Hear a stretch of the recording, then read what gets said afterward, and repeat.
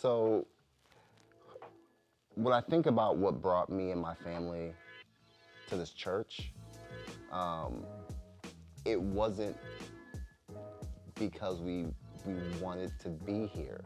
And I know that sounds crazy, but we had came from a church that we felt very comfortable. Um, and I have to say that those years that we were there, um, I grew as a man.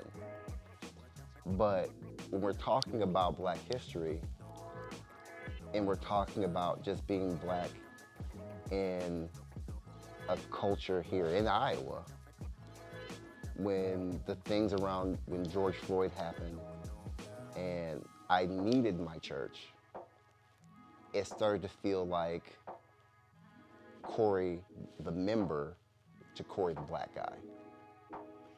And then you start to see like, oh, I am the only brother in this piece. you start, and then you start to feel it. And then people start to treat you like that. And no one was really outwardly mean or saying anything crazy. But you know when people think that you think like them, they start to say things that, as a Black man, I don't agree with. And after that started happening, it was like, okay, we made and we built great relationships here, but I'm no longer comfortable here. And I had to really sit on it and pray about it for months because it was anger. There was a lot of anger at the time. And during that anger, little people said, hey, you should go try out Hope+Elim. And I was like, all right, anger, you should try Hope+Elim. And we never did it until we did. When we got here, it was an overwhelming, seeing other Black people praising God, and me and my family walking in and seeing that, where my wife is white, my kids are biracial, and we're seeing Black and white people mixed in the chairs. It was overwhelmingly an emotional time for me. This was like, first of all, my kids have never, outside of going to my uncle's church back in the Quad Cities, my kids have never seen Black people in the church outside of their dad. So this was different. And I don't care what anybody says. I know you don't go to church for the energy, or you go to church because you want to be a better person. You want to see God. But look, when I came to Hope+Elim and they was jamming, and then all these emotions come back from my childhood growing up in a Black church, and you see the women in the front with the tambourines, and they jamming during the praise and worship, and you're like, this is home. These are aspects of home. And not only do you see that, but you see white people jamming too. And they're not looking at you like you're crazy. And we're just all one big family. And that was so overwhelming for me to be like, hey, so then I had to test it. So then I had to come back. And then I had to speak with the pastor, because when you're going through a transition like that, I didn't want to make a quick decision. It felt like home. But sometimes, things feel like home and it's not. So, but we kept coming back and we just felt great. And it felt like we were where we meant to be. As we started to, for me,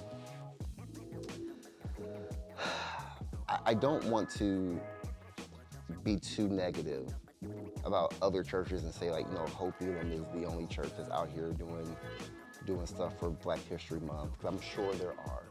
But as I was thinking about this moment, and I was thinking about coming here, and how excited I was to talk about the church that I go to, their willingness to talk about these things, I started to feel kind of bad for some of those people who were like me before, when they're at a church and Black history is not acknowledged at all, let alone during February, like at all.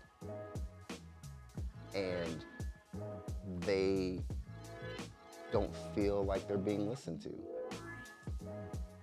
And keeping it a buck, the people there don't even care. They don't even care because you're the minority there. And it starts to feel like, oh, I thought I was your brother though, in Christ, right? So, though I'm super happy to be here talking about what Black history means to me, I do recognize that not everybody's out there they're not doing that. When I think about how we represent Black history here, it almost feels like it's almost a requirement here in this building where Dr. Martin Luther King spoke. If Black history isn't represented here, what are we doing? So that was the first thing. But if I think about what can we do better, you know, I struggle to think of something we can do better, because I'm finally in a home where I feel so comfortable. And because of the reason why I feel so comfortable is because I am treated not as the Black guy at church.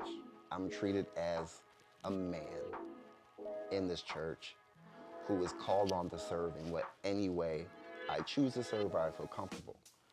My color was not an issue, and it was not something that was looked at as, hey, there's Corey, he's the Black guy, we gotta make sure, you know what I'm saying? Like, it was just, it was like, hey, Corey, we love you. We love your family. My wife feels comfortable here. My kids love it here. So that just made it easy for me. Like, I don't know. I struggle to find, it just be nitpicky, right? Like, why can't we play Lecrae during praise and worship? It'd be nitpicky. You know what I mean? Like, I love it. I love our leadership, you know, and how they respect everyone in this community. I will say, what really, really makes me feel great about coming here too and celebrating Black History Month is the acknowledgement of Black culture in general, right? From praise and worship to leadership to the things we do within the community, the people that we serve, the nonprofits that are here in this building. That is all representation for the Black community. So when you look at those things that we're already doing, that not necessarily saying we're advertising on a billboard, because that's just our heart. They didn't have to do that. They didn't have to do that. But that is representation that I acknowledge as, hey, the people here really have a heart for not only serving the community, but making sure that some of these smaller nonprofits that are Black ran have a place to call home, that are being served. So to me, that's just dope.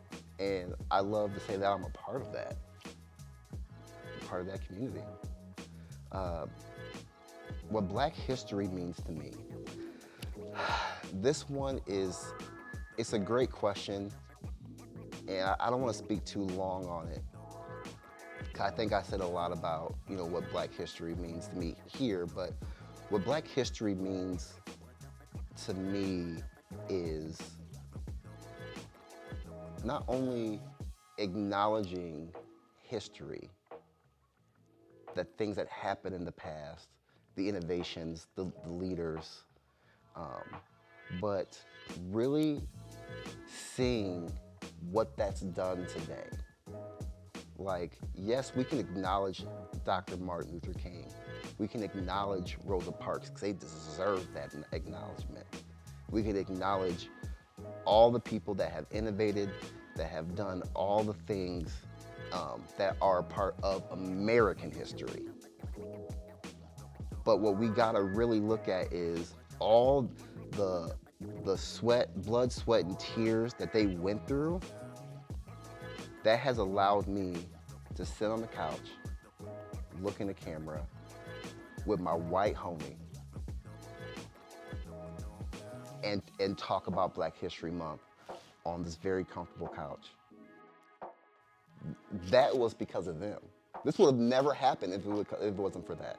So Black history or American history, to me, that acknowledgement does not just start in February, end in February, but one, it's great to be at a church that acknowledges that we have Black people here all the time, not just during February. So this history will continue, but also like taking a step back and being like, wow, they did something great and look what it's done. Look what we're able to do because of the sacrifices that they did during civil rights. The people that didn't make the history books because they died and we don't know their names, but they stood up for something. That's why we're here now. And I recognize that. So for me, Black history means innovation in the future and growth and love and disruption. Like there's just so much it means to me. So it's a hard question, but it's an easy question at the same time. If that makes sense. It means so much, not only to me, but I can only assume it means a whole lot to the people at his church.